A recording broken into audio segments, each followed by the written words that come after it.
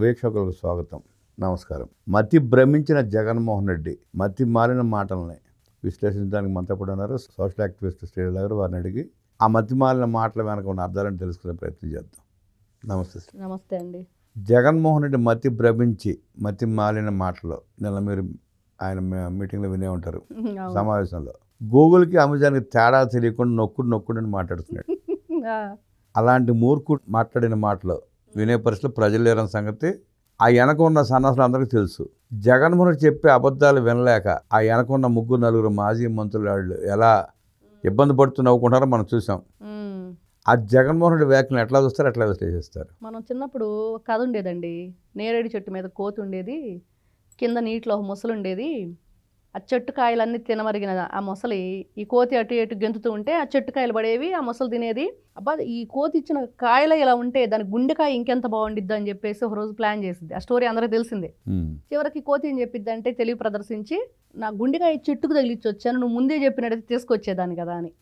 2019లో జగన్మోహన్ రెడ్డిని కూడా అట్లా నమ్మారు ఆంధ్రప్రదేశ్ ప్రజలు. మరి తర్వాత 2024 ఎలక్షన్లో 11కు పరిమితమై ఈ రోజు కూడా కోతిలాగా అతి తెలివితేటలు ప్రదర్శించాలని చూస్తే నీ మొసలి కన్నీరు ఆ రోజున మొసలి ఎందేమో, ఈ రోజు నేను మొసలి కన్నీరు ఎవరు వినే పరిస్థితి లేదు, అసలు చెవి పెట్టే పరిస్థితి అంతకంటే లేదు. మరి నిన్న మహిళలు జెండాలు పట్టుకొని వచ్చారు. వాళ్ళంతా కూడా ఉద్యమకారులు. అసలు ఎంతమంది వ్యతిరేకత వచ్చింది రాష్ట్రంలో, కూటమి ప్రభుత్వం మీద కన్నెర్ర చేస్తున్న ప్రజలు అని చెప్పేసి ఓ తగా హడావుడి చేసేసాడు. ఎక్కడ నిన్న ఆయన మాట్లాడేది ఇప్పుడు ఇక మీడియా వాళ్ళు వెళ్ళి వాళ్ళని అడిగారు, ఏంటి మీరు వ్యతిరేకిస్తున్నారా, ఏం జరుగుతుంది, కోటి సంతకాల సేకరణ, మరి ఇవన్నీ ఏంటంటే ఏదో రమ్మంటే వచ్చాం, మాకేం తెలియదు, వ్యతిరేకత మేమేం వ్యతిరేకించట్లేదని చెప్పి వాళ్ళు చెప్పారు. డబ్బులు ఇచ్చారు వచ్చారు. మరి ఈ విధంగా నువ్వు చేస్తున్నా కోటి సంతకాలు అన్నాడు, గవర్నర్ని కలిసామన్నాడు, సబ్మిట్ చేసామన్నాడు.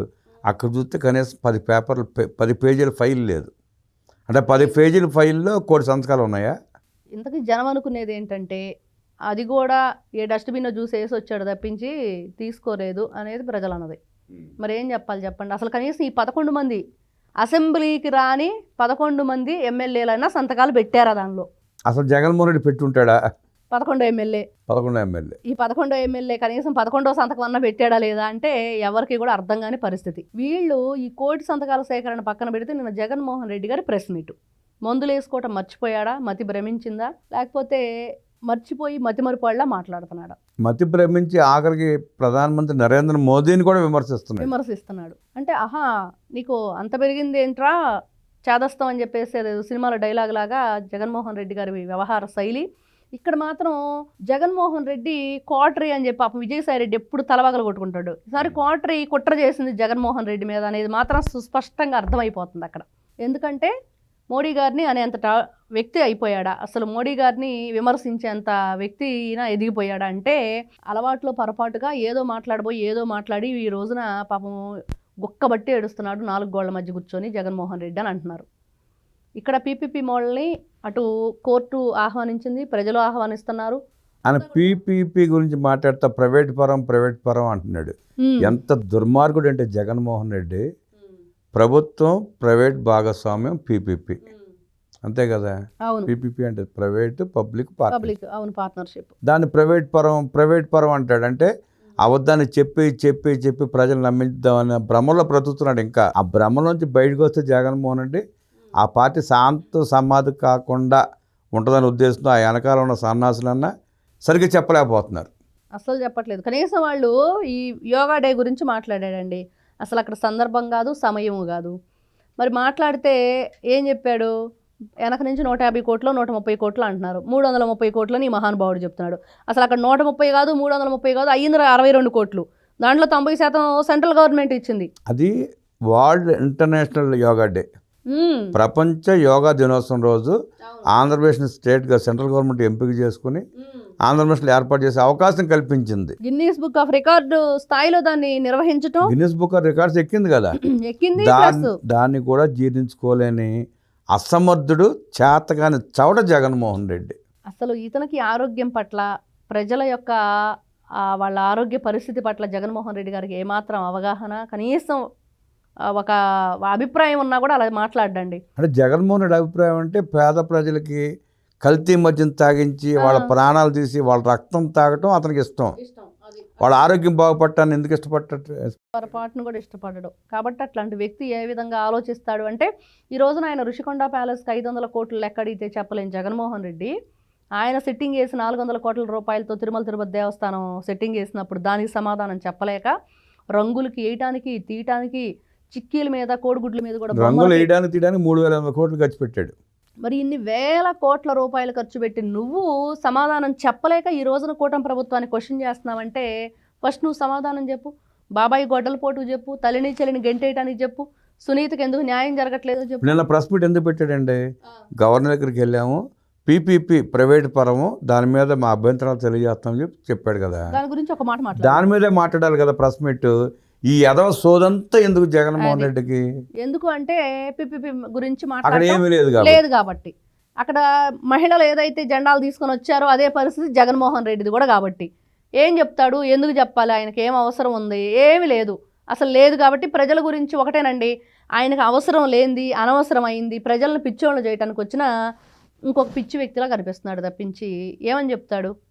ఎక్కడ ఎప్పుడూ కూడా కని విని ఎరగని రీతిలో జగన్మోహన్ రెడ్డి గారు 2019 నుంచి 24 దాకా ప్రైవేటీకరణ అంటేనే ఆ రోజున జగన్మోహన్ రెడ్డి అంటేనే ప్రైవేటీకరణ. ఆర్టీసీ వ్యవస్థ కానివ్వండి, అటు స్టీల్ ప్లాంట్ని ఏ విధంగా నాశనం చేద్దామని చెప్పి చూశాడు, 3 రాజధానుల పేరుతో 3 ముక్కలాట ఏ విధంగా ఆడటానికి చూశాడు. మరి ఈయన ఈ రోజున మరి ప్రైవేట్ గురించి, మరి విద్యాలయాలు ఏదైతే ఈ స్కూల్స్ ఉన్నాయి, గవర్నమెంట్ స్కూల్స్ని ఎన్నింటినీ విలీనం చేసేసాడు. మొత్తం చేశాడు. ఎక్కడ పిల్లలు రోడ్డును కూర్చొని ఏడ్చిన పరిస్థితి మనం ప్రైవేట్ స్కూల్స్ మొత్తం తీసేశాడు. మరి అవన్నీ ఎవరికి చెప్పాలి? ఏకోపాధ్యాయ స్కూల్స్ తీసేశాడా? మరి ఇన్ని రకాలుగా ఒక డిఎస్సి లేదు, ఒక జాబ్ మేళా లేదు, జాబ్ క్యాలెండర్ లేదు, ఒక కానిస్టేబుల్ పోస్టులు భర్తీలు లేవు. నువ్వు చెప్తావా ఈ రోజున ప్రైవేటీకరణ గురించి? నువ్వు ప్రాపకాండ చేస్తావా? ఇతని దగ్గర అసలు పీపీపీ మోడల్ గురించి అవగాహన కానీ ఆయన దగ్గర ఏదీ లేదు. కాబట్టి గూగుల్ అంటేనేమో అమెజాన్ అంటాడు, లేకపోతే మైండ్కి అప్లై చేస్తేనేమో డేటా ఏఐ అంటాడు. ఇట్లాంటి మాటలన్నీ మాట్లాడుతుంటే అందరికీ కూడా మాట్లాడతాడు. అలానే ఉంది, మందులు వేసుకోవడం మర్చిపోయి వచ్చి మాట్లాడుతున్నాడు అని చెప్పి ప్రజలు అనుకుంటున్నారు. మరి నిన్న ఆయన మాట్లాడిన మాటల్లో మళ్ళీ వస్తే నేను జైలుకు పంపిస్తాను అన్నాడండి. ఇతనే 16 నెలలు జైల్లో ఉండి ఆ పీపీపీ పథకం కింద ఆ కాలేజీ జైలుకి పంపిస్తాను అంటున్నాడు. కాంట్రాక్టర్లు తీసుకున్నాను. గతంలో ఎట్టాక వాగాడు పిచ్చవాగాళ్ళు, పియా పరిశ్రమ వెనక పంపిస్తా, జైలుకి పంపిస్తాడు. ఏం పీకాడని జే ట్యాక్స్ కోసం ఇదంతా ఎన్ని నాటకాలు. ఊరిని ఇంకా జనాన్ని భ్రమింపజేయటం. వెనకాల మాజీ మంత్రులు ఉన్నారు, పిచ్చాళ్ళు సన్నాసులు ఉన్నారు కొంతమంది నాయకులు. ఎవరు ఆ సన్నాసులు? ఈ కంటికి దెబ్బ తగిలితే ఈ కంటికి కట్టుకున్నాడు కదండి శ్రీనివాసులు, కొబ్బరి చెప్పలేడు. ఇప్పుడు ఆ సన్నాసులను చెప్పాలి కదా జగన్కి. జగన్ రెడ్డి నువ్వు మాట్లాడేది తప్పయ్యా, మా పరువు కూడా పోతుంది, నీ పరువు అట్టగా ఆల్రెడీ దొబ్బింది, మా పరువు అన్న తీపాక అని చెప్పి చెప్పాలిగా. వాళ్ళకు కూడా లేదని నిరూపించుకున్నారు. వాళ్ళు లేదు, తరకాలు ఉంచుకుని సిగ్గు లేకుండా నవ్వుకున్నారు. అయితే ఇక్కడ ఒకటేనండి, ఈయన జైల్లోకి ఈయన ఎప్పుడు వెళ్తాడో, వీళ్ళ నాయకులు ఎప్పుడు వెళ్తారో కూడా వీళ్ళకే తెలియని పరిస్థితి. వీళ్ళ గ్రాఫ్ ఇక్కడ, బాబు గారు గ్రాఫ్ అక్కడ ఉంది. ఏం చేయాలో అర్థం కాక, ఏం మాట్లాడాలో తెలియక ఈ రోజున అయోమయం జగన్నాథం అన్నట్టున్న ప్రెస్ మీట్ క్లియర్గా అర్థమవుతుంది. అదే జగన్మోహన్ రెడ్డి ప్రెస్ మీట్ మతి భ్రమించి పెట్టవే తప్ప దాంట్లో పసలేదని.